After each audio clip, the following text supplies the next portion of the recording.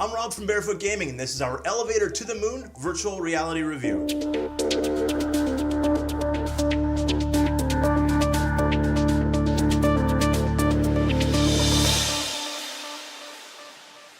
So, Elevator to the Moon is a comical puzzle game. Now, I think the game is primarily designed to be played in room scale mode, but we tried without, and pretty much everything works by being able to just reach and pull either your trigger or your trackpad, depending if you're running the Vive or you're running the Oculus Rift. Now, I don't have a Windows Mixed Reality set right now, and I wasn't able to test it. I apologize for that, and it doesn't list support. It doesn't show support. Now, we know that isn't always the case, but keep that in mind, Windows Mixed Reality people.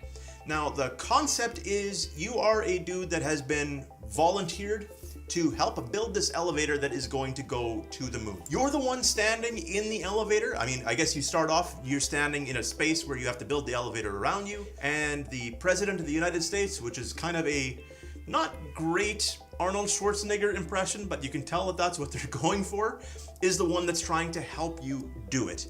Now, you've got all these different things around you can interact with, and like I said, it's a puzzle game, so every time you run across a hurdle, you just have to figure out what you have in the area that you can use to fix the problem. Now, the game is broken up into multiple stages. So you'll have your beginning stage is just building your elevator, right? And as soon as it starts moving, then it goes to the next stage. And I say that because it kind of has save checkpoints. So you have to get from one point to the next that if you want to stop and exit, that you're able to do so. The graphics are cartoony, but they're cartoony as intended. Now, I'm not really sure how to describe further what it is.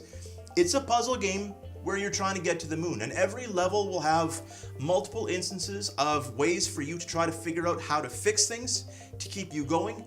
As far as we could tell, there aren't multiple ways to do so. There is going to be one fix, and realistically, most of them are pretty obvious. And if they're not, you play around a little bit and you'll be able to figure it out. So if that's the game, I think we're ready to actually review this thing out of 5. Now, it goes for $10 US, $9.99 US, like $14 Canadian. I apologize. I don't know how many euro or Australian dollars that is. You guys are all big watchers, so I should be up on this. You know what? I'm gonna work harder at coming up with at least a price for one of your countries other than just us. Now, let's drop that behind us. The game pros, I think the voice acting, even if the impressions aren't great, the voice acting is well done. It doesn't sound super amateurish. The graphic quality, I think, is cute. The puzzles are fun. It gives you a feeling, it doesn't feel like it's too easy, but it doesn't feel too frustrating. Which is gonna bring me to a con on this game, is the fact that once you play through it, there isn't really going to be any reason to play through it again. So luckily, the price of the game isn't that expensive. Now, I should mention that there are hints. If you get stuck, you have the option to press a button that will pull up your menu and you can select hints. It keeps track of how many hints you use. So score-wise, you get penalized for that.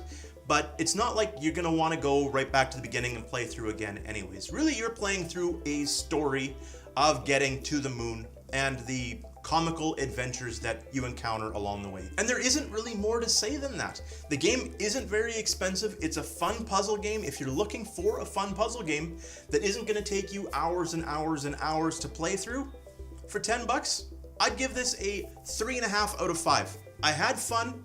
At the end of the day, I would say that it was money well spent, and that's the review. So don't forget to subscribe if you want to know when our stuff's coming out. Like if you liked the video, comment. I always love hearing from our viewers. That is it. That's another Barefoot Gaming review, and we will talk to you again real soon. See ya.